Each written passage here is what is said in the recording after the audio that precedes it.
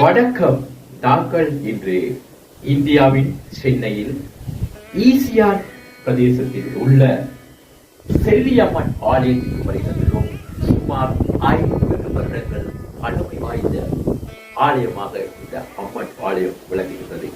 இன்றைய தினத்திலே நாங்கள் இந்த விவசாய பூமி பகுதிக்கு வருகிறது. செல்லியம்மன் ஆலயத்தை நாங்கள் கண்டோம். ஆகையினால் இந்த ஆலயத்தை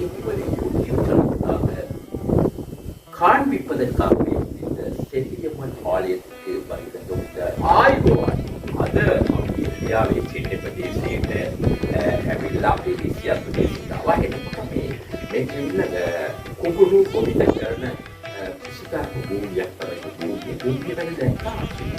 හින්දු කෝවිලක් තියෙනවා. අපි ළඟට ඇවිල්ලා බැලුවා මේ කෝවිලේ මොකද